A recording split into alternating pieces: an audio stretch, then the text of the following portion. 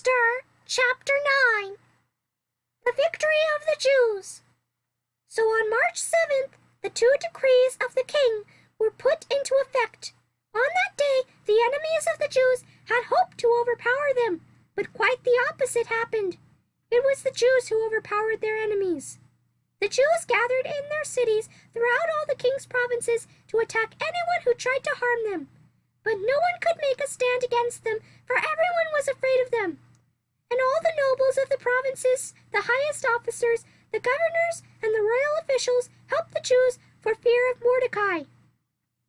For Mordecai had been promoted in the king's palace, and his fame spread throughout all the provinces as he became more and more powerful.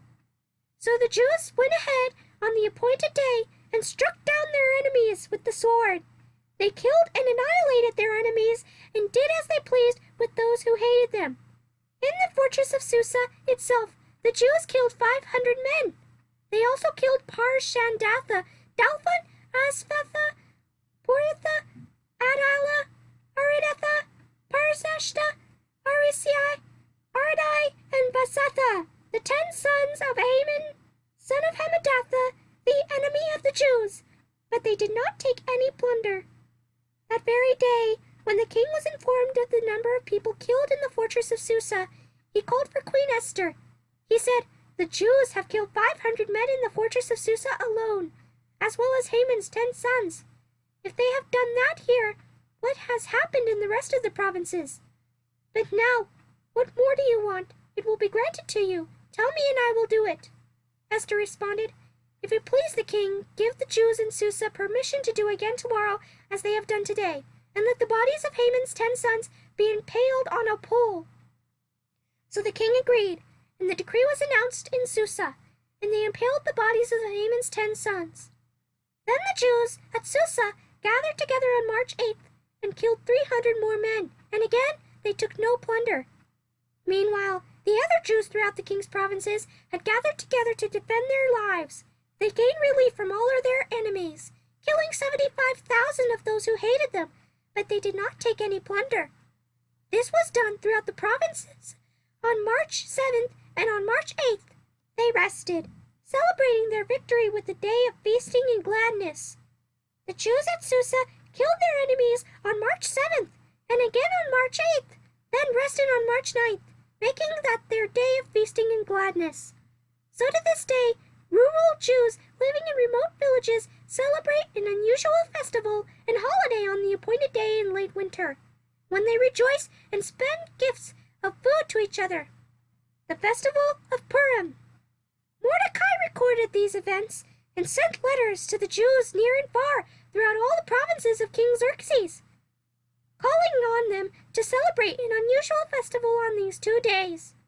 He told them to celebrate these days with feasting and gladness, and by giving gifts of food to each other and the presents to the poor. This would commemorate a time when the Jews gained relief from their enemies, when the sorrow was turned into gladness and their mourning into joy. So the Jews accepted Mordecai's proposal and adopted this unusual custom. Haman, son of Hammedatha the Agagite, the enemy of the Jews, had plotted to crush and destroy them on the date determined by casting lots. The lots were called Purim. But when Esther came before the king, he issued a decree causing Haman's evil plot to backfire, and Haman and his sons were impaled on a sharpened pole. That is why this celebration is called Purim, because it is the ancient word for casting lots. So because of Mordecai's letter and because of what they had experienced, the Jews throughout the realm agreed to inaugurate this tradition and to pass it on to their descendants and to all who became Jews. They declared they would never fail to celebrate these 2 prescribed days at the appointed time each year. These days would be remembered and kept from generation to generation and celebrated by every family throughout the provinces and cities of the empire. This festival of Purim would never cease to be celebrated among the Jews, nor would the memory of what happened ever die, but among their descendants.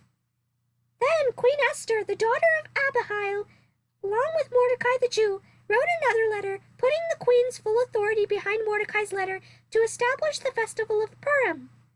Letters wishing peace and security were sent to the Jews throughout the 127 provinces of the Empire of Xerxes. These letters established the festival of Purim, an annual celebration of these days at the appointed time decreed by both Mordecai the Jew and Queen Esther. The people decided to observe this festival just as they had decided for themselves and their descendants to establish the times of fasting and mourning.